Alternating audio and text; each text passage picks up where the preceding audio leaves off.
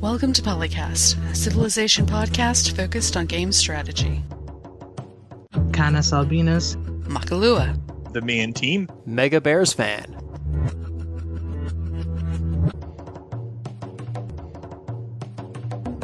Welcome to PolyCast 432. I'm Makahlua, and with me today, CanusAlbinus. I saw the eclipse. It was nice. I think I'd use stronger words than nice to describe that. It was amazing. Yeah. Thank you. And TheMeInTeam. if your military units aren't solving your problems, you're not building enough of them. Yeah, we're supposed to build the 8-axe wonder every time, right? Yeah, well, I mean, you can mix it up and build archers or other things as well. It's okay. There's options. Mackie is joining us from a mobile hotspot today, showing her dedication to the cause. Well, more like not getting things explained to me about when things can be connected and then disconnected and reconnected. Thanks, ISP, I'm not going to name. Mackie's been doxxed. We can use this information to triangulate that she's in the middle of the Atlantic Ocean.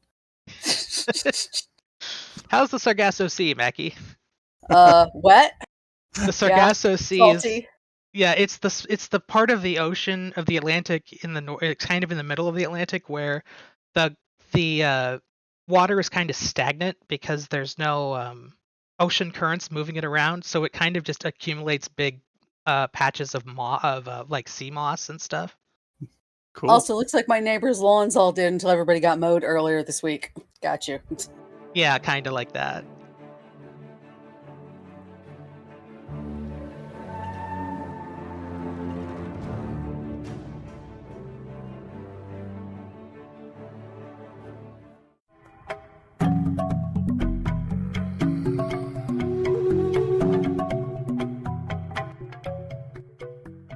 All right, and we will now start with the topics. We have feedback for the first time in many, many months. Did I write down... I have the text here, but did I write down who wrote it? No, because I am a complete and total amateur. Well, if one of you would start reading the comment and what it's in relation to, I'll find out who wrote it. Uh-huh. Okay, the feedback was from episode 428. Let's Candace find out who told us this. I think the point behind the paper was actually something you pointed out earlier in the episode. The Inca were a mountainous civilization. The Maori were largely naval, as were the British and the Japanese. There's been a variety of tech and cultural progression paths civilizations have taken throughout history, and Civ only represents one of them. And it's a vaguely European one with the problematic parts vaguely filed off. As someone who's a big fan of the vibe of alt history, I've always wanted to do, say, sea studies in Civ, mountainous Civs that live in heavily forested areas. Some of these become possible with gimmick leaders in Civ 6, but none of them have quite full support from the base game mechanics. Hell, let's look at the recent developments. There's several technology paths we haven't taken in recent history due to specific real-world incidents that changed the path civilization developed along. If the Hindenburg disaster never happened, we'd be making way heavier use of airships now than we are in real life. Airships, even with their utterly crippled technology development, are still more efficient than ocean ships in certain roles. Had the Hindenburg not happened, we've been improving that technology. How different would the information era look in a world where airships progressed? And if Chernobyl hadn't happened, we'd be using nuclear, well, way more than we are now. I'm going to add also in the U.S. 3 Mile Island. Yeah. If crony capitalism hadn't beaten out social democracy in modern governments, tech would be different. And this is all just recent history. Go back further, the world would diverge further. There's a version where trains are an extremely heavy focus, and the military is focused entirely around trains. There's one where the Navy is the only thing that matters. And that's just tech variety. The topic I think they were needling at, what was being avoided in this episode, was cultural changes. European culture wasn't superior, it just had better tech at the time of first contact. I don't want any kind of noble, savage, over-romanticized version of colonized cultures. But as a simple example, why does Montezuma lose his ability to use defeated enemy soldiers as slaves after the ancient era? We don't do that now in our world because of specific cultural events. There's no reason that has to be true in a Civ game. Man, this is tough. Yeah. I don't want to criticize this too hard because some of what the poster is getting at, I agree with. On the other hand, it's also hard to separate some of these questions. Just for example, slavery as an institution has pretty nasty ramifications for any nation running it. Like it does things to how your economy runs and whatnot. Like beyond simply being unethical, it screws with your ability to innovate and improve over time. So not only is it unethical, it's a bad long-term proposition too. So there's some merit to wanting to get out of it. So like, should Montezuma lose it? Well, that depends. And it also depends, like, I mean, anybody could use slavery in principle, right? Like we used it in Civ 4, and certainly most of our history is blighted with that crap. So I like it, representing it as a specific thing to Montezuma is awkward because it's not really a cultural phenomenon. It's kind of just a historical blight that had some utility to some people, but broadly made areas of the world worse overall. So should we take out of that? Probably. As opposed to like something where with you invest more in aircraft versus naval versus whatever. I'd like to point out that yes, British had an excellent navy at one point in time, but they were also the first people to roll out tanks. Not particularly good initially, but they were. That was a British invention with help of some other people from other countries. So again, is this really a question of tech versus investment and an economy model that's really more complex than Civ can handle that the scope Civ plays at? I don't know. This is written by a space ostrich on YouTube. It's the same thing with, well, I think maybe Chernobyl's the best example, because nuclear really would be, it would not solve all of our problems, but it would solve a significant number of the problems we're seeing today in the short term. Yeah, and between that and 3 Mile Island here in the U.S., it scared the general public off the idea of it and made it seem more dangerous than it actually is. It's kind of sad. Like Chernobyl, you should be scared of another Chernobyl happening. 3 Mile Island wasn't great, but like the amount of damage that did was nothing. Basically, if you compare it to like the amount of suffering that other sources of power cause, it is nothing. You can have like 50 Chernobyls, and it's not as bad as the coal mining we do. Like it's a joke in terms of that. So yeah, I mean, if anything, our worst event being Chernobyl in the U.S. should not have scared the public, but it did. Now, is that cultural though, or is that just how people are when it comes to new stuff? And people took advantage. People who were anti-nuclear took advantage of both of those events to push that fear mongering, basically. Yeah. So yeah. Now, I guess if we developed nuclear more strongly first, then our private interests would have had more influence on government regulation in the other direction. But yeah, I don't know that that's a cultural thing, as much as it's just an incentives thing. And again, like these are pretty complex things to model when you're rolling like 1 to 10 years in a friggin' turn. Yeah. But like I get where they're coming from. It would be cool to have nations diverge a little bit in terms of like what technologies give them, or where they're strong versus weak based on their investments. I don't think that should be tethered to the Civ, because like who's to say that the Aztec, following a completely different historical trajectory, wouldn't have become like a completely enlightened civilization, right? Hundreds of years later, that's like that has a better moral standard than we manage ourselves. We don't know. A lot happens in hundreds of years, and I mean enlightened from our perspective even. It's just there's too much that can happen in that time frame, and like saying that they couldn't have gone otherwise is nonsense.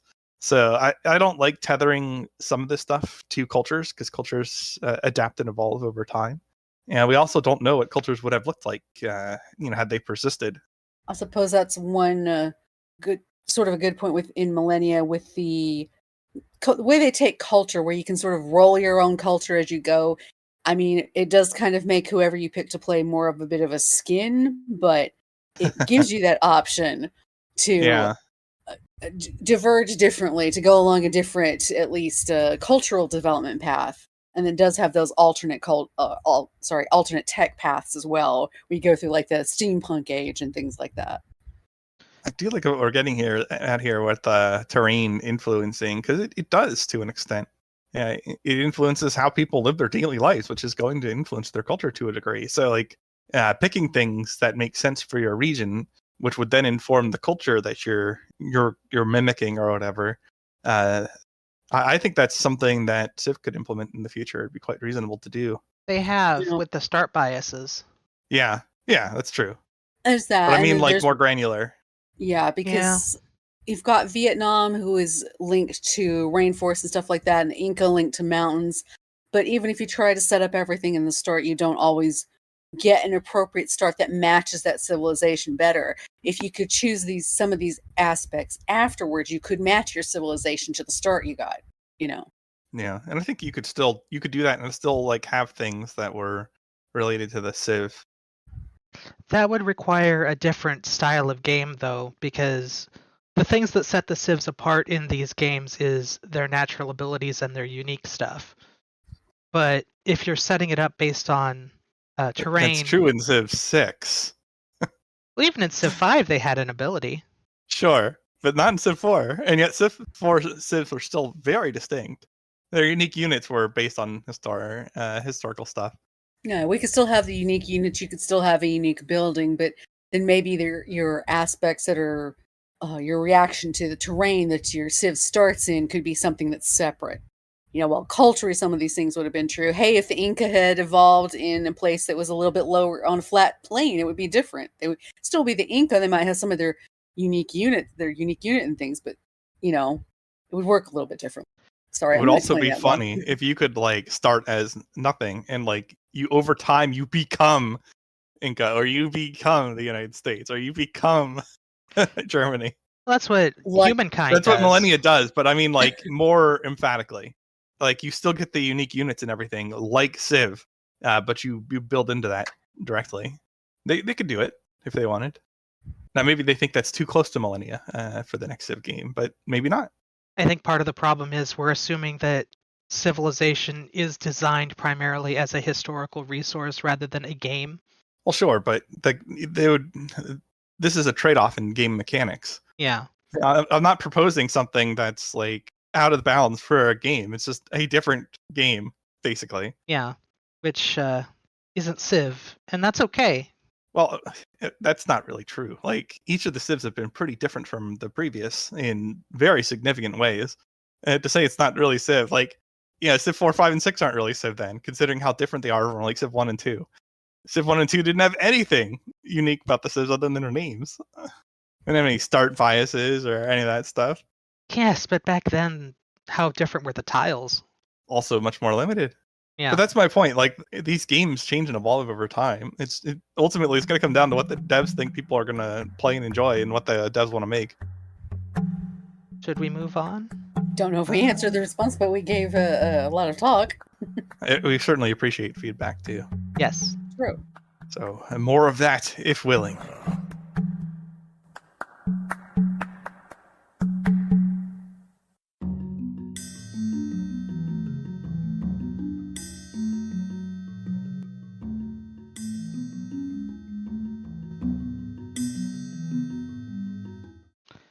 So let's talk about the new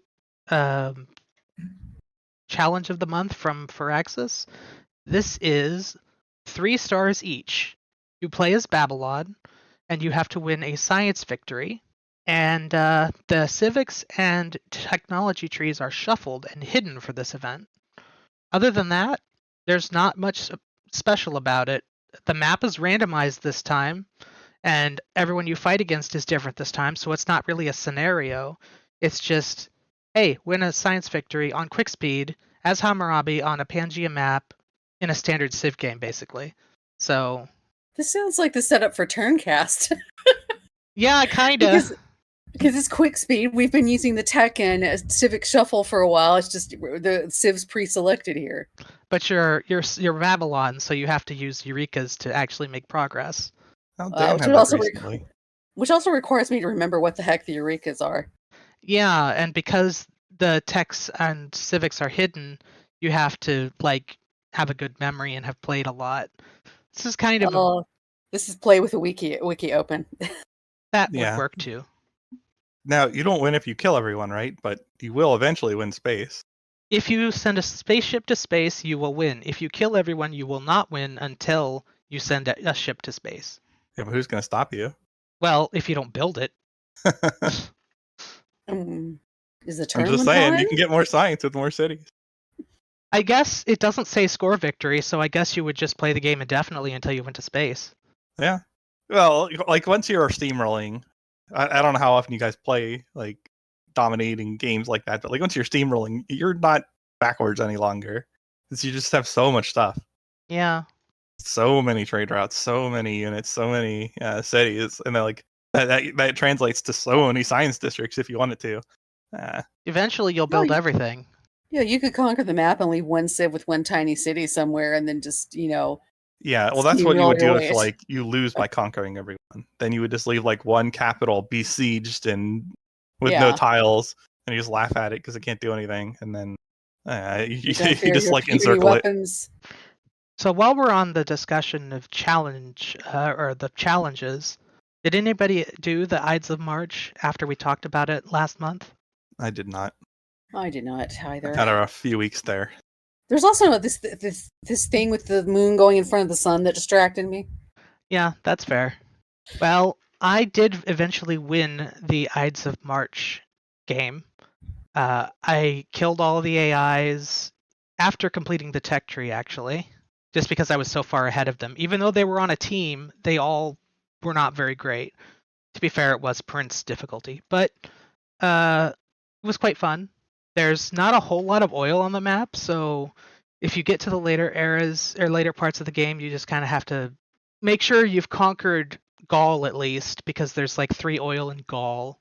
A lot of oil up by Britain, even though there's not really any cities there unless you settle. Aluminum is present, so you can get the jet bombers, which I have discovered after finally getting to the era with jet bombers that jet bombers are very powerful, despite being very short-ranged. I admit I've never used them much. You know, if you're playing an early game aggressive, you don't really need to because you're usually done by the time they come around. Yeah. Well, plus like you have so many well promoted like unit armies that you can work with. But if you're not going nukes, you're just going to end the world with that. It's like artillery armies with 5 range and every promotion are no joke. They will mulch stuff. Yeah, I was a little bit disappointed by the way the AIs actually fought me. Because when I started the war, it was the modern era. Is there still a modern era in Civ 6? I don't know. It's industrial. I think it's industrial. Does it go to industrial to modern? I don't remember what they call themselves. I think it is because it was before the atomic era. But either way, they all kind of just sat there and didn't really fight back, except for Alexander. Some of them didn't even build units as I was killing them. That might be a Prince AI problem, but the real challenge with that game was just moving the units because it was such a slog to fight first in France and then take out the city in Spain and then go all the way around the Fertile Crescent to Egypt. Yeah. I did actually start it and get into it, so I saw some of the stuff on the map, but I kept getting frustrated with the AI was doing what you would normally do to take out the barbarian camps. It was like, excuse me, I need those. And then I had that one. The trick for that is to just put one of your units on top of it.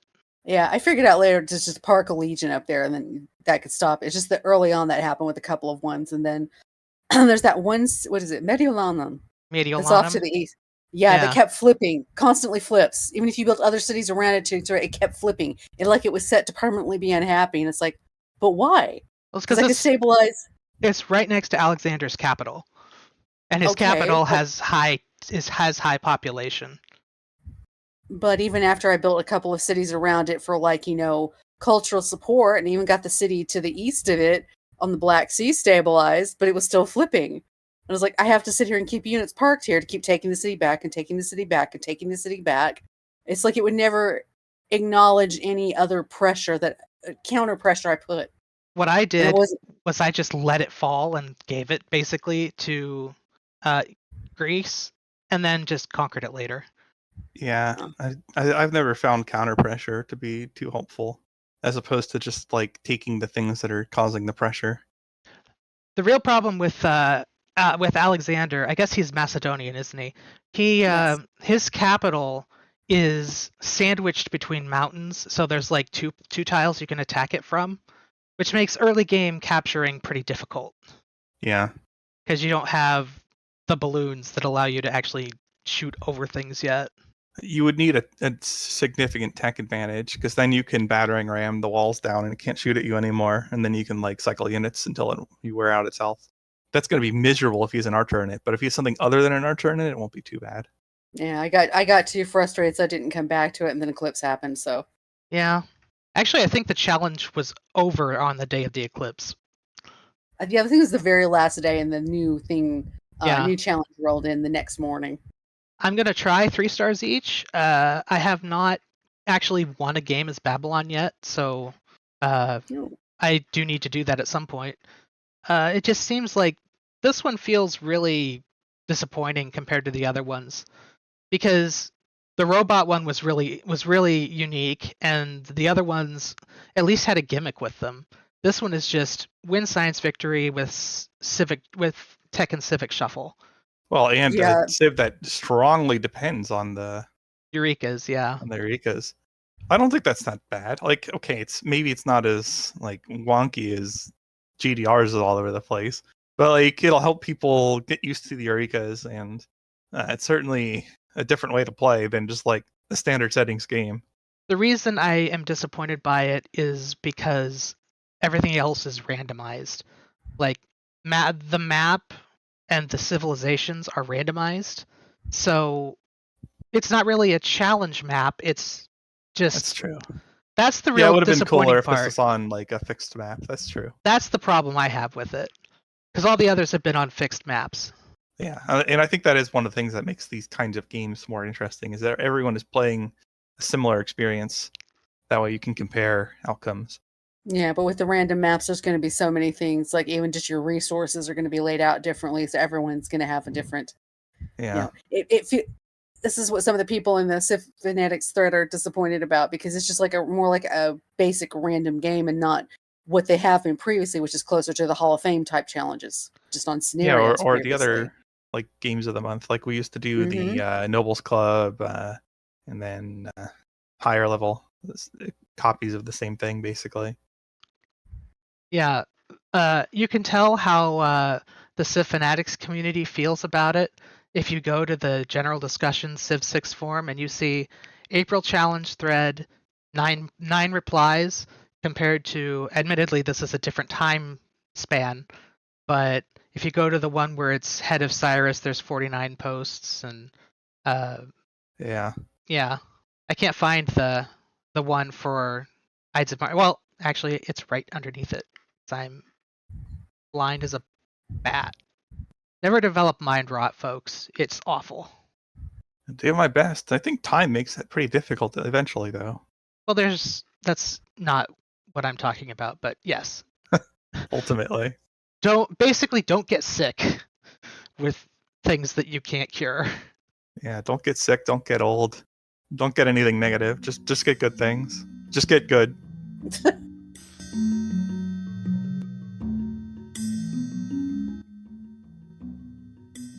We have If only. have a few more news topics. All right. Well, I guess we're going to talk about Neuralink a little bit. I didn't realize the tech was this advanced, but apparently we have it available now. And one of the first things someone did with Neuralink was play chess in Civ. So very impressive. And he stayed up. He said it stayed up all night to play Civ. Yeah, typical. Yeah, I mean that's it's not that unusual, and especially if like you can finally do it after you couldn't do it previously. Yeah. Oh yeah. At the bottom of or in the middle of one of the articles, it says, thanks to the implant, he's also been able to play Civilization 6 outside of Neuralink research sessions. This recently resulted in an 8-hour gaming session until his implant needed to be recharged wirelessly. So basically, he ran his batteries down playing Civ. The only thing that can stop one more turn. Yeah, running out of power would do that. So this is Elon Musk's company, and he's controversial nowadays. It is kind of scary to be talking about things like this, at least to me, who's a dedicated Luddite, but it's true. But, if you're going to be doing something with putting implants in people's brains, it's a good thing that they're doing it on people who actually need it rather than just people who want it. Oh, that makes the most sense from a technological progression standpoint. Like, this stuff isn't cheap, at least not yet. And like, there's some obvious risks with doing it.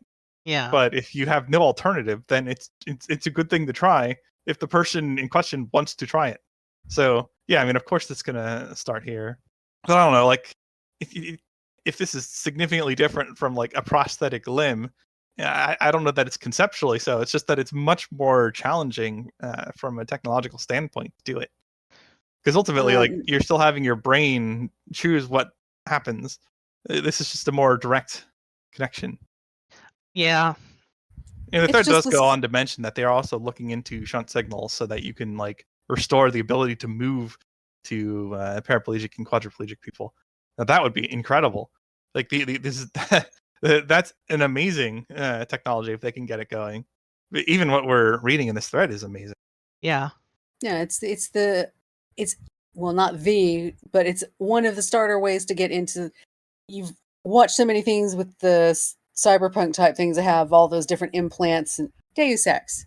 Think of all the amount of implants and stuff that's in that. This is like the very beginning of that kind of technology. It's going to advance further, and just even in the simple uses of being able to get people to walk again who have lost limbs or something like that, and have a better replacement limb than they currently have. Yeah. Or even for people who are paraplegic or quadriplegic, being able to get use of their body back would be amazing. It's just with look at anything with new technology, we have to be cautious as we go because we don't know all of the ramifications and all of what the complications are going to be as it progresses. Yeah, that's true. Although, I mean, we have some idea of with foreign bodies and implanted and stuff. Like, we have some experience with that already, and we know it's not trivial. Yes. So to be careful with that. But yeah, there's going to be things we haven't considered as well. It makes me hopeful but cautious at the same time, I don't want to end up in a cyberpunk future. I don't think we're going to, but I just don't want to be there. I mean, like, you we have a little stuff too today that connected was to the internet. Like a lot of the stuff we're doing, including the method we're using to record the show, would have been considered sci-fi stuff like 30 years ago. You talk to people in different countries instantaneously. Yeah, like over the internet. Yeah, with nothing extra charged beyond just your internet connection. Yeah. Yeah. That would have been ridiculous as a concept in the 1990s, like at 1990 or something, or early 90s. The internet barely existed, and it's a commercial tool then. But hey, now we have it, and we don't have the same dystopian future that our sci-fi stories had. We have a different dystopian future, and that's probably going to be true for this tech as well. I don't believe in dystopias. I mean, it's all relative. Yeah, I mean, certainly the advent of the internet and the communication across it has had some negative ramifications for people in various ways, especially like young people like living on social media and getting all kinds of comparative feedback. We're seeing some pretty low quality of life metrics in some ways for both men and women who are, well, I guess they're kids. So that's something you have to deal with. And certainly, I think a lot of the polarization we've observed in recent years has emerged from that technology. But like, the internet has been so valuable in so many ways. You can't just like, no, we're not going to use it. That's not a competitive choice. So you just have to like figure out how you deal with the technology, so it's as minimally harmful as possible, while giving you tons of benefits. It expanded so fast. We'll figure it out. Yeah, it expanded so fast and got used by so many people, and we didn't necessarily train up the generations after to know how to filter things or know how to handle it better. Well, you didn't know. Yeah, I know in a sense, but there was other things. It's like this going backwards, like our parents telling us to not trust things on the internet. And now they're the ones we're having to tell them, no, not everything you see is a miracle cure. They're just trying to sell you a supplement. Would you stop buying these things? Yeah, that's true. There needed years before now, there needed to be classes in like media awareness or something like that. And it hasn't happened. And it's probably still not going to happen. And you just have to hope that parents can raise their kids right. And well, oh boy, it's a mess. I think part of the problem is we just did not have enough people with sufficient knowledge to teach that effectively. And some of those people advanced too quickly. We also don't have enough people that know enough about it. They were making the laws about it. That really helps too. Yeah, it's been a problem for sure.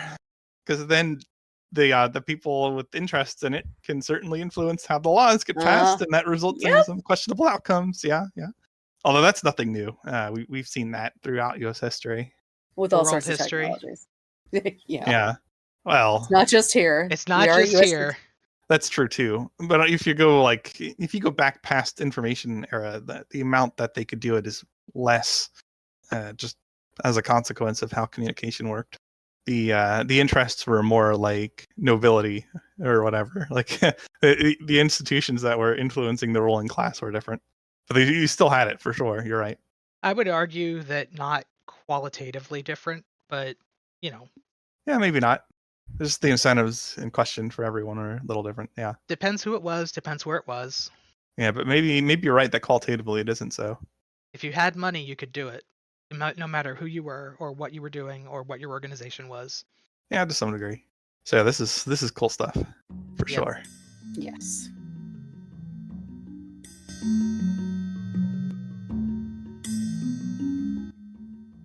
And one last news thing. That's 2K is going to There's Yeah. two Yeah, it's news things. Oh, is there two new things? Well, I'm going to do this one. But Yep.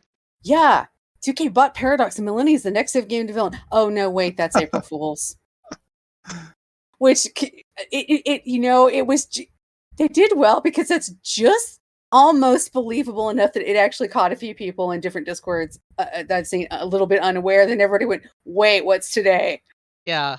The best part was we don't the pages are no longer up, but Kotaku, PC Gamer, and IGN reported on it.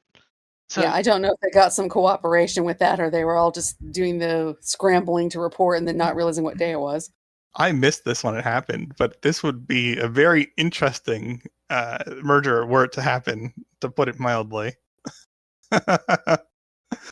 Yeah, it's like If would you 2K wanna- approve of their all the DLCs all the time, all much DLC, very WoW model. I don't think Firaxis would stop that. If anything, if they're going to buy them, they'd keep the gravy train rolling. at least one article mentioned the highest priority DLC for Millennia as Civ 7 was customizable GDR skin, and they would be especially noteworthy on Millennia's combat screen. Yeah, of course.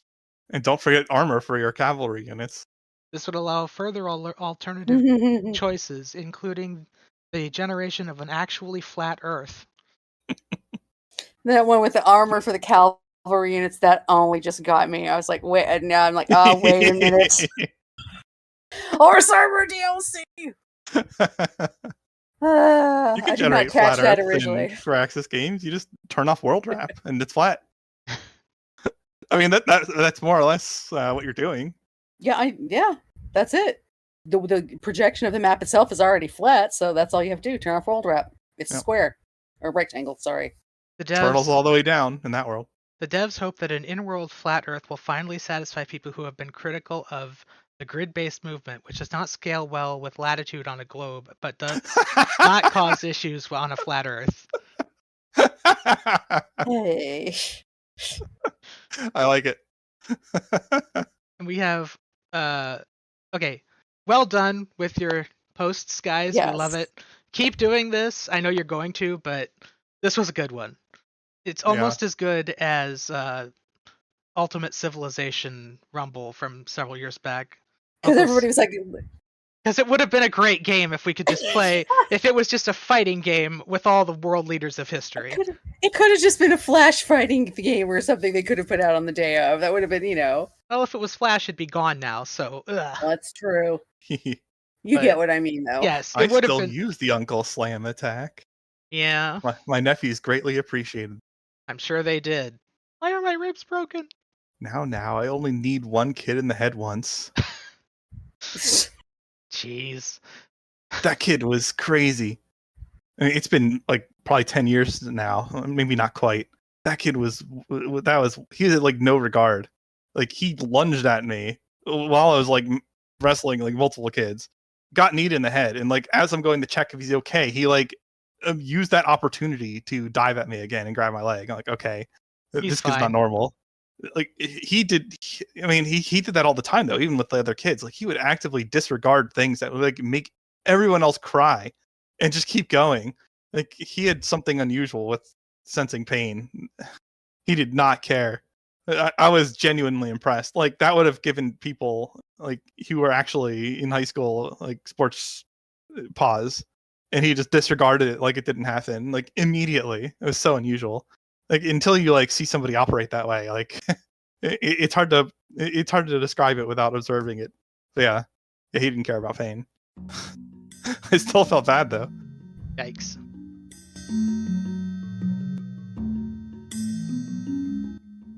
Let's talk about Millennia.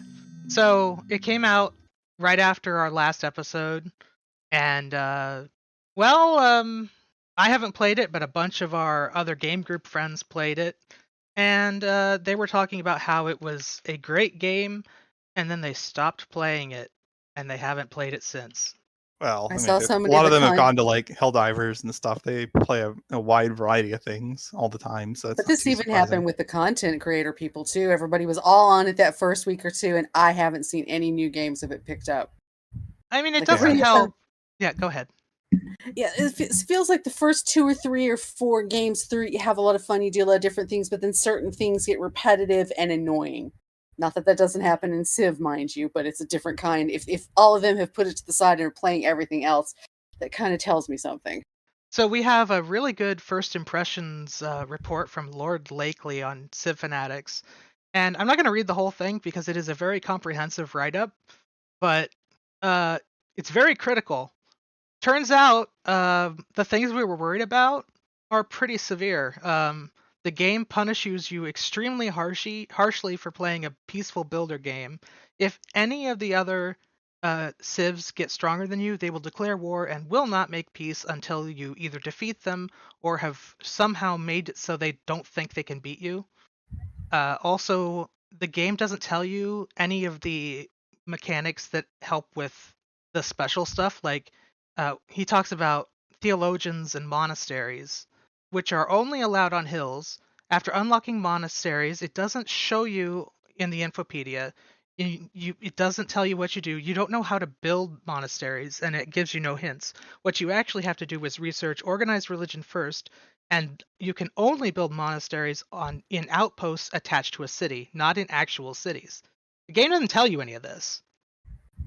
Other problems that happen are Age of Plague Crisis area for everybody. Because somebody on the other continent is doing it all wrong, but it plunges the entire world into it, and you haven't even met them yet.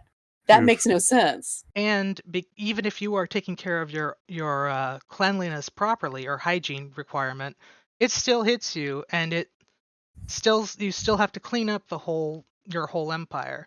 And let's not even talk about the fact that any city you found that isn't your homeland is like a second class city that doesn't really do as much as the rest of the stuff as your capital does. And well, that's not how a game like this you're supposed to play. Well, now wait. If somebody conquers another nation and that results in a power advantage, doesn't that mean that the secondary cities are doing something? They give you mana points. Because otherwise, you wouldn't have that kind of advantage. I don't actually know how the mechanics of fighting work. All I know is they are. I'm just saying that those two criticisms sound inconsistent to each other. Like, if conquering somebody is so beneficial that it's an alpha strategy that you have to do, the stuff you're conquering can't be that weak. It has to, like, one or the other must be the more relevant consideration. It says here that directly controlling cities almost always leads to problems, even if you micro them, so you're always better off playing like Civ 5 Venice.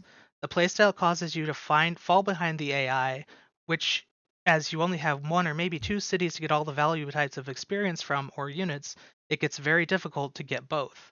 No matter how well you build up your industry, you will always come up short militarily and economically unless you choose to integrate more cities in your empire, and doing that destabilizes your empire. Walking this tightrope could work if values were properly balanced, but they're not. Vassalization is a broken mechanic that solves all your problems. Unrest, vassalize. City creates a crisis, vassalize. Vassalize, Oh, I see. vassalize. Absorb the city, dev it, then vassalize it again, rinse and repeat. It gets old very quickly. According Yeah, to this sounds like some of the Civ 5 teething issues. yeah, Repeated. that was directly from the report here.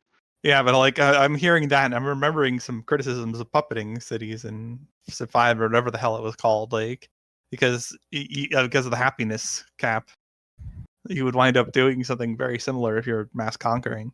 So you wouldn't like absolutely trash your science progress, but you still get something out of the cities. There's also some event that some other civ can do that can cause rebels to appear on every tile of your civilization. This must be one of the other crisis event type things. I think It sounds it's like one. I think it's an event actually. Oh. Yeah, this is a typical paradox in that it's poorly documented. Yeah, and there was a whole other thing I've seen from other games about it's not that event with the raiders, but it's something else that you can start with your own civ, and you also can get like rebels, constant rebel thing, and it's hard to quash, and then it helps you spiral into more crises, which doesn't help. His conclusion is, I just feel like this game failed at the overall objective of playing a game in the first place, which is to have fun. Sure, my fun is not your fun. If you enjoy painfully realistic simulators of how the Western Roman Empire fell, then this game is absolutely for you. Yeah, there's at least a couple of people I was watching that stuck to just a few cities, especially towards the end game, because trying to manage the empire was impossible. You get to the civ level of domination victory size of empires, like you've got your whole continent, but trying to manage that many cities is just a headache. Yeah, because they don't know how to make a UI, basically. But we knew that from other Paradox games.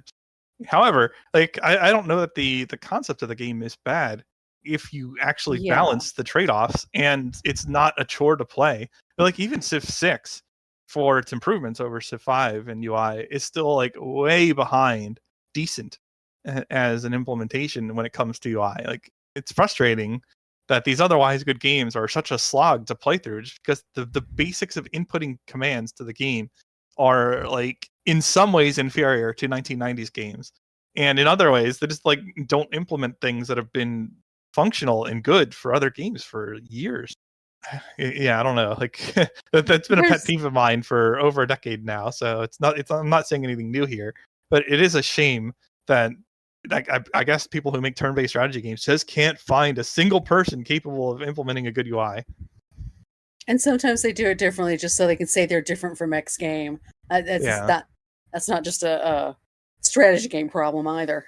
They've gotten a little better with like displaying information that's pertinent. Firaxis has. I wouldn't say that Paradox has gotten better with that. No. In some cases, like Tinto did pretty good with E4 lately in terms of making the user interface present information accurately and making it more possible to see what you need to do at a glance. There's so much crap going on in EU4 that it's hard. But they have noticeably improved that over the last 2 years, say.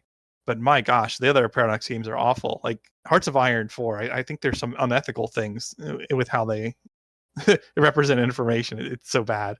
Like they straight up like lie to you about achievement requirements, and like you bug report that, and they still straight up lie to you about the achievement requirements years later. So like you'll lose hours if you try for them because they don't tell you the truth. I think that there's some legitimately ethical criticisms there. That's not just bad. That's like really bad. So yeah, I'm not gonna like, and this is similar in that you can't see what the rules of the game are using the game, and that's awful. It's just awful. But input efficiency is another aspect of user interface. Like I think input efficiency versus clear presentation of the game information are both UI, but they're different. They're distinct from each other. And in terms of input efficiency, all of these games are bad. It's unbelievable. Like Civ has regressed since 4 in input efficiency, and Paradox never had it. They added a little bit in EU4. Again, that's why I'm praising Tinto. They've actually taken steps to make it take less thousands of clicks to get through a game than previously. That's impressive. More of that, please. We're nowhere near. But I appreciate some effort in that regard, simply because we just don't see that out of modern Civ games, out of Paradox games. I don't know that I've played a turn-based strategy in recent memory that took any measures to make your inputs more efficient. So I appreciate when I observe the effort. It's part of the cloud of ideas that we now call user experience. Yeah, UX. UI, UX, basically. Yeah. But like, UE, yeah, Civ UX. has like you can enable the stuff that like shows you everyone's research rate and some information about them and whatnot, and that's good. That's a good UI aspect. It's just insufficient when you're like having inconsistent input buffering and you need to do like hundreds of extra unnecessary clicks to manage your cities and units per turn if you have a really big nation. That if the UI were better, you would not have to do that. That's still frustrating because it should not be as hard as the design elements that the game gets right. In principle, it shouldn't be, but based on what we observed, maybe it is because like pretty much no one's doing it. I don't have any direct insight onto that problem because I know they talk about UI UX, but it doesn't seem like they understand. I don't know. Yeah, I just think it should be possible to manage like a 20 city empire crudely in like 30 seconds to a minute. But that's just not how it is in Civ 6. You don't have the options to do inputs that way. And there's a lot of other people are saying in here, what's diplomacy? Because, oh boy. The AI declares on you and hates you no matter what you do.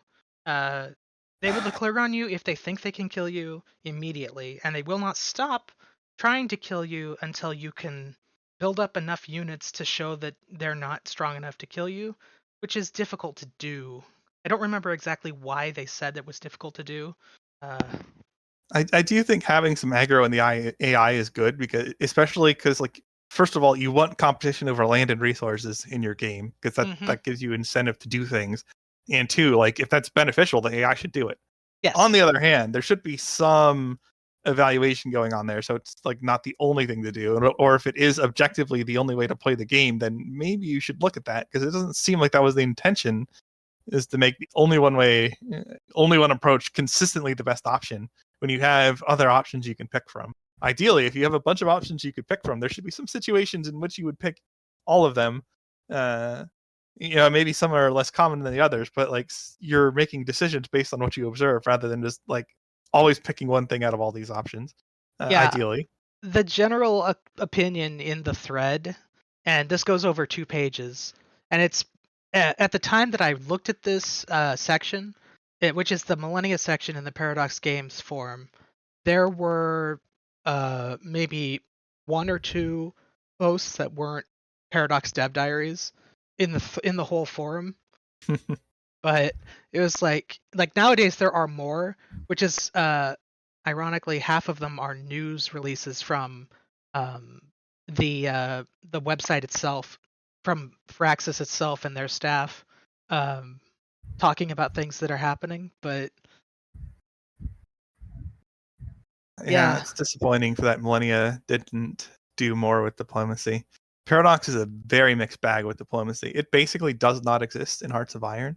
However, I think EU4's implementation of diplomacy is stronger than any iteration of Civ ever, and by a margin. I would agree, because so like they have it in them potentially. Like Civilization, CK has been pretty good too. Civilization has always been bad at diplomacy. I can't remember a Civ game that was good at diplomacy. Except in EU4 you have incentive structures that align to using diplomacy effectively. Like in EU4, like if you want, you can sit in an alliance with somebody from the start of the game to the end of the game, and there's a trust mechanic so that if you trust high enough, the AI will not like willingly break the alliance with you unless you like really piss it off, or like you have to conquer like 2/3 of Europe and they're in Europe, so they care. And they have that much aggressive expansion that even with the reduction for alliance, like they hate you, they go negative opinion. Like otherwise, if you have 80 plus trust with an AI, you can sit with that AI in an alliance for like hundreds of years, and they will not rival you. They will not break the alliance. They will not like. You either have to like piss them off, or you have to like take gold that they really want and be like a tiny weakling. If you don't do one of those two things, you have them forever. But there's also like planning around how you keep your own alliances so your enemies don't break them through peace deals. And you can also like ally your enemy's allies and drag that ally into a war and attack your enemy, and now they can't join you against you because they're in a war with you. There's a lot of like really nuanced interactions that arise as a result of the system, and a lot of long range planning that's required to expand optimally that involves diplomacy. And the AI will like work with other AI much less effectively than the human, but still in a way that can threaten you if you screw up. Like you can have an AI bring in like 4 other nations to attack you, and if you're not accounting for that possibility, you're screwed. There's a lot going on in that system that's excellent. So it's a pretty big disappointment that Millennia is just basically like Hearts of Iron. Ugh. let me compare the diplomatic options you have in EU4 to the ones in Civ 6. In Civ 6, all of your diplomatic options fit on one screen. Basically, you don't have to scroll to see them unless you open a submenu. In EU4, you have 8 categories, and if you open them all, it takes 3 or 4 menu lengths worth of space to see all of them. There are so many diplomatic options. Yeah. And they all pretty much do something that is effective in some way. Some of them you don't use very often because they're niche, but they all do something effective. Like, they will all do something. Yeah, I agree. I think it's probably the strongest diplomatic game that I've played. I actually think the diplomacy in the Civ series is best in Beyond Earth, surprisingly. But it's still not good. Yeah. Yeah, I mean, I guess it's somewhat tight between Beyond Earth and 5 for the ideologies, but it's still limited. Beyond Earth is a lot better because they have the respect and whatever the other one was, the system that had 2 different things that showed how much they feared you and how much they liked you, and how those affected things. And they didn't inform decisions that often, though, in my experience playing Beyond Earth. Maybe that's different for other people. Did you play single player much? Not that much. Let me see what my hours are at. Well, I know we played a lot of multiplayer, but in single player, it matters a lot more. Well, I did play single player though. Like I would screw the AI on the highest difficulty. Oh right, it starts with S. Yeah, Sid Meier's. Only 63 hours, so I didn't play it that long. I don't think anybody did. I say that, but that's like not that much less than my runs in Hollow Knight, so I don't know. Completely different games, though. Yeah, but it is kind of funny to say that, like, oh yeah, this this is like 2 full work weeks. Well, 60 isn't, but like I'm looking at Hollow Knight now, and that's like right around 80. Like, 2 weeks of time isn't that much. 2 full work weeks, it's not that much time to play a game. Like, okay. Out of the 8 years it's been released, that's not bad at all. Yeah, that's true. Yeah, I mean, I guess it just depends what you're expecting when you pick a game up. Now, and you can certainly play them way more than that. Your EU4 hours might be a bit much. Jesus. Yeah. Yeah, I'm over 9K now. Some percentage of that is AFK time, but less than I would care to say. But I probably am only in the upper 8Ks if you factor like time where I like leave the game on and walk away for a bit. Yeah. The upshot of the Millennia games in incompleteness and poorness is they announced on release day or before release day 2 DLCs that are coming later this year. They're both $25 each. I'm sure they'll fix all the problems. One of them is specifically to add nuclear weapons and stuff like that, which don't exist in the game from the start, which... Why? It's tradition. If you're playing this kind of game, you have to be able to nuke people. Like, I don't understand why the most iconic weapon of the 20th century was not added to a game about history. Especially a game where they invented their own weapon that was more powerful and more destructive in that orbiting satellite thing, the Archangel, which is basically just, if you put enough of these in orbit, you win because nobody can fight back. And the game recognizes this and just gives you the Archangel victory condition. But Hammer of Dawn. But no, we can't have nukes because why exactly? Well, it would conflict with this new satellite. Well, this satellite is later tech. But this is also a game where you can contact aliens. Nukes tend to end games in terms of like they let the player win if the player has them. And I've spent how many hours in this game and I'm really frustrated. I just want to nuke some things. Like any time in any game I've played that has nukes, once you can deploy them, if you do, you will tend to just win. Well, I'm not sure that's even an accurate representation of nukes as a historical tool, in terms of like when they were first implemented, because like when they're still dropping them out of planes, they were really threatening, but they were not like an instant win button. In like Civ games though, or people don't say it, but like even once you have a pool of nukes available in Hearts of Iron, like even then it's like you can't fight anymore. The only way to defend that is air superiority, and if you don't have it, then you just get your entire army like destroyed basically. And that's probably what would be true in Millennia as well. Like once you start nuking that crap out of somebody, you don't have to worry about archangels or any other later game tech because they're just not going to be able to do anything. Yes, I agree with this in concept, but what I'm saying is they should be in the game because it is a thing that is very iconic in the 20th century and still a big deal now. Yeah, I mean, I guess if you're going to include things like tanks or planes or whatever, you Yeah. might as well include nukes too. Yeah. If you're going to invent a kinetic energy satellite that just throws things into the ground, which does much more damage than a nuke could ever do, why don't we have nukes as well? And the obvious answer is because they wanted a $25 Nuclear Age DLC. Yeah, of course. Well, that's how their model works. But and I would have less issue with the model if the games were more functional / better, and Yeah. if they weren't asking $25 for that. But Like, as it turns out, DLC basing a base of DLC modeling system where it's like, okay, you buy a $20 expansion pack once a year. That can work, and it's not terrible, as long as the game has solid enough mechanics that it can stand on its own at launch. yeah, well, I mean that's true for any game. It needs to be a good game first, or none of the surrounding monetization attempts are going to be useful. But Paradox People doesn't still need to seem want to know- play it, or they're not going to pay for anything in it. Like, Paradox doesn't seem to understand that. Or they do, they just don't have the people to make good games across the board. Well, with Hearts of Iron, they could assign more than 13 people to it. Yeah. Or they could have the 13 people on it and act more ethically. Yeah, that's true. Like, for Victoria 3, they could fire the director and be like, you made a bad game, let's try to fix it. Like they did with EU4 when they fired the same guy. But I don't think they have like enough people in house to like make all these games better at once.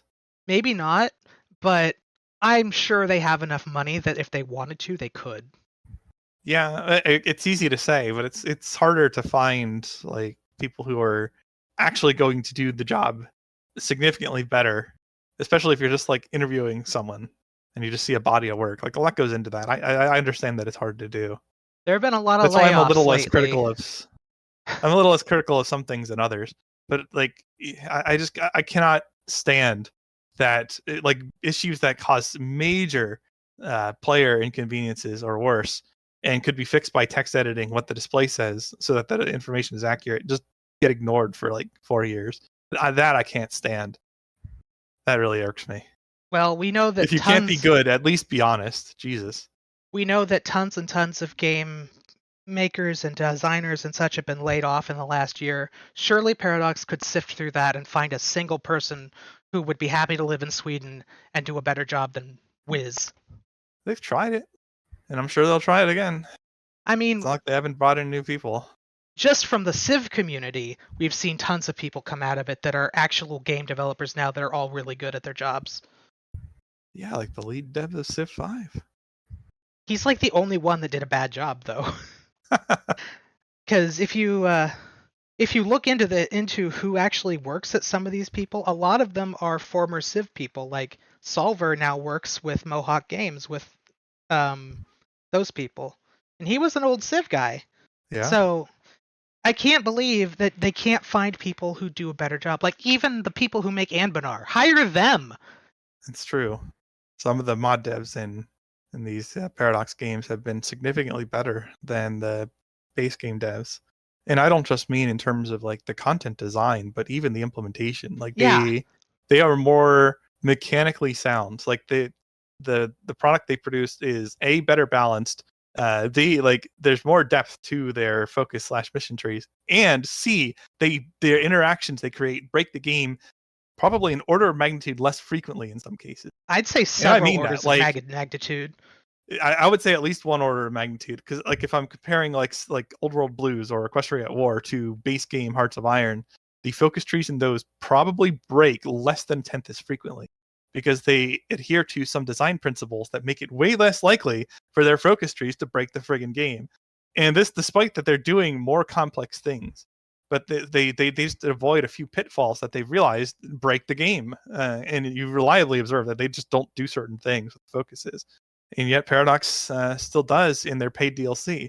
So you have an outcome where like a random brony is just way better than the Paradox devs who are asking you to pay like $20 for a DLC. And it's like, oh my god. We are not kidding.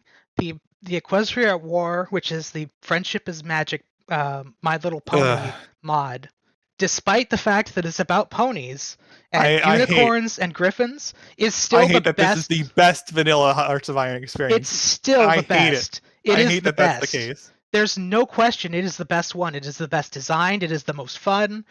And it's the most functional. But I don't like what it shows I'm playing on Steam. You're just a secret brony at heart. I mean, I think we're past at this rate, Jesus. I think we're past the point now where bronyism is the toxic thing that it was at the time when it was popular to call people bronies. It still has some questionable associations, though. Oh yeah. But yeah. But like, what can you do? Like, in Old World Blues is based on the Fallout New Vegas universe, and I would say that's comparably good. But it is, in contrast to the other one, it is a total conversion mod. So you're not getting a very vanilla experience there. Like the divisions are different, the techs are different. You have like different tech caps for different types of people. Like the economy system is completely different. It's a good game. It is an excellent mod.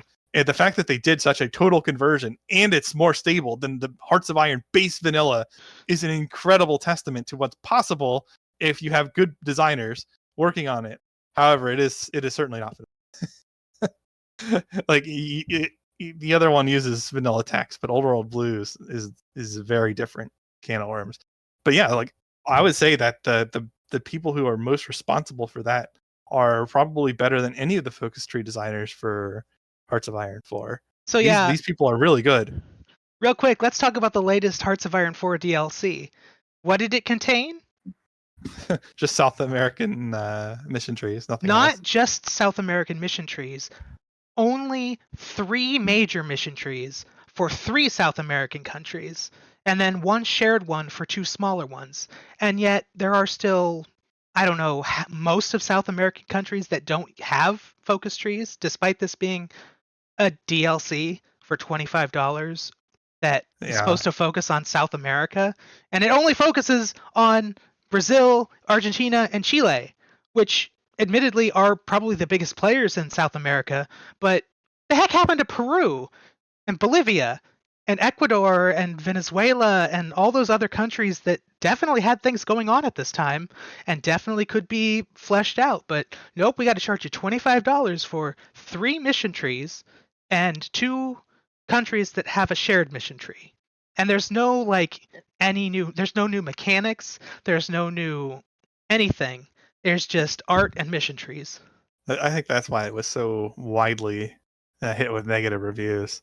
It's a combination of just they're not adding a whole lot. There's no new mechanics, and literally what they did mechanics. add again. Like these are not competitive trees with what we're seeing in mods. Yeah, it's terrible.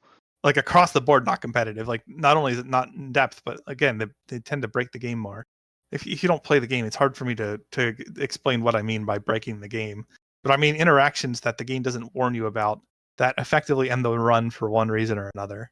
Like either you're locked out of being able to complete an achievement because you can't do a certain focus, or due to an interaction between a couple focuses of different nations, the game state changes in a way that it takes more time to complete the run than it would just starting over. Like you can have things like normally you're not allowed to switch factions in the middle of a war, but due to a certain focus in China, a particular Chinese nation can. So like you can have the Chinese Communist Party in a tiny little like one state thing because they have not even fought their civil war in China yet.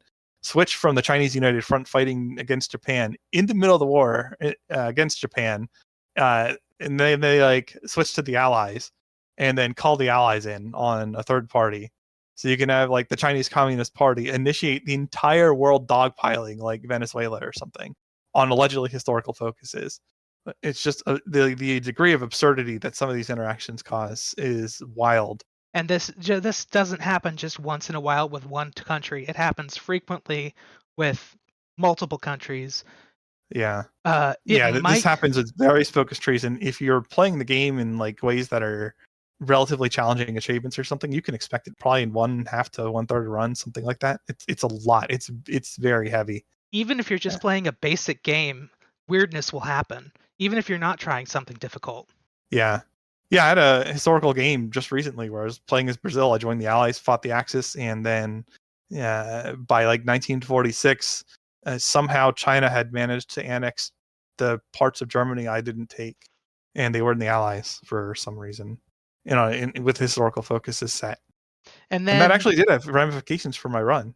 Yeah, because then they attacked Iran, which was your puppet. Yeah, well, China didn't, but the fact that that territory was held by China, and China was a member of the Allies somehow, even though they were a faction leader themselves, those two things combined made that scenario like borderline unwinnable. I probably could, but again, it would take me into like the late 1950s to fight that alliance. In which case, I might as well just start over and kill the Allies right away.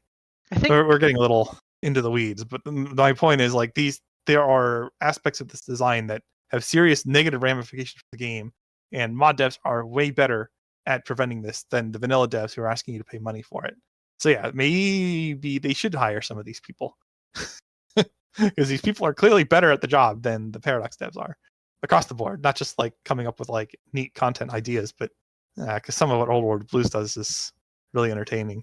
But no, it's just mechanically they're better implementations as well. I just realized that Paradox is in Sweden, which I knew it was in Sweden, but I just remembered that.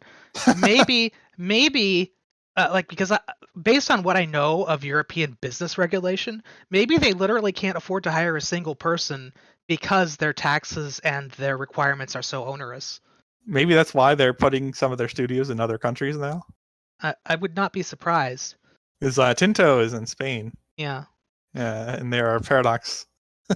Business laws are France. They're a lot more lax in Spain than they are in Sweden. Yeah, well, that's probably why we're observing it. For reference, if I were starting a business, I would not start it in any European country simply because kinda don't want to have to deal with all of their regulations that are completely irrelevant to what I would need to do. Well, yeah, I mean, that's easy to say as an American. If you're living in Europe and you want to operate with first a European market, then you probably do want to pick somewhere in Europe. Like it's all about trade-offs ultimately. So Yeah. and maybe some countries would be better for whatever you're trying to set up as a business than others. But yeah, being within the umbrella there might be more useful, even with some of the regulations that you'd have to deal with. I'll be honest, I just don't want to pay a 20% value added tax for everything I buy ever. You're paying some percentage of that no matter where you are in the world. For one reason or another. Well, sure, but it's complicated. It's not really a topic for a Civ podcast. Yeah, we've deviated a little bit from our topics list here. Teeny bit of a tangent. More tangents. Although a lot of this Paradox stuff is relevant, more so than usual, because we were discussing Millennia, and a lot of the Paradox problems that are factors in other games are relevant to Millennia and vice versa.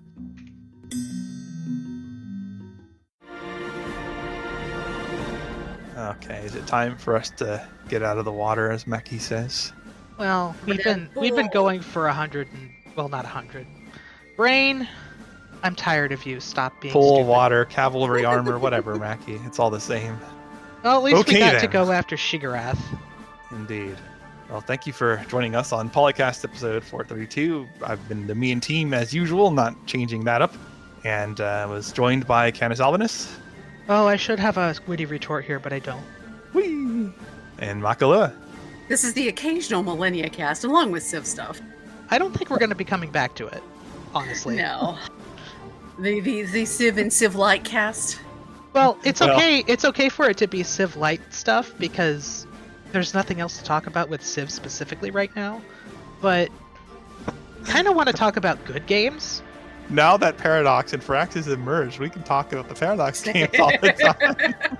Oh, we should start an EU4 podcast. It's a little late for that.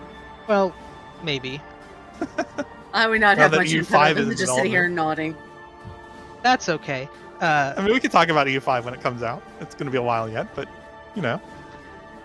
Based on Gravy what train is still going. based on what I've seen of Civ 5, I'm not so sure I want to play it, but who knows? Civ 5? Yeah, not Civ 5, EU5. Whoops. Yeah, there's still so much we need to. I mean, Civ 5 is still, or EU5 is well in development still. So I think they have 3 whole development diaries at this point, yeah, and they still won't call it Civ or EU5. See, I Yeah. like Civ 5 so much that anytime you put a 5 at the end of the acronym, I will always say Civ instead of EU until like 5 years from now. there's not a lot of games that make it to 5 where 5 is Still good. even decent. There's a lot that Civ 5 did that pissed me off, but yeah. Other than like maybe like Here's a Might and Magic 5 was still pretty good. It's hard for me to come up with too many that make it that far. Didn't make it much further than that though. Yeah, after HOM 5 it stopped existing, but 5 was pretty good still. Considering it was made by a Ukrainian dev studio, or not Ukrainian, Siberian dev studio on extremely limited budget and stuff, it was pretty good. Yeah, man, it was. If you go all time, I'd say it's maybe a little worse than HOM 3, but Oh. out of the ones I played, it's still way up there. It's hard to beat HOM 3. Yeah, and if you compare it to like unmodded HOM 3, I might actually prefer like the final iteration of unmodded HOM 5 because it had a lot of like handy quality of life things. That might just be because it's newer. Well, yeah, Yeah. but still, like that's a testament to that. Its design was pretty good, like relatively close to HOM 3. That could be a difference maker. Back in the days when game devs, even if they were very small studios, actually cared about their products. That still happens today. It's just not happening in the games we're covering. I don't know. Old World does a pretty good job. Yeah. Well, we weren't covering that today. We didn't have time!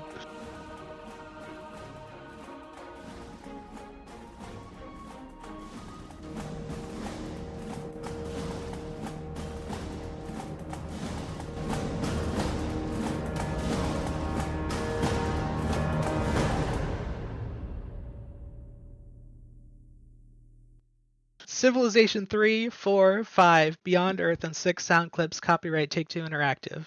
Copyright the PolyCast at thepolycast.net.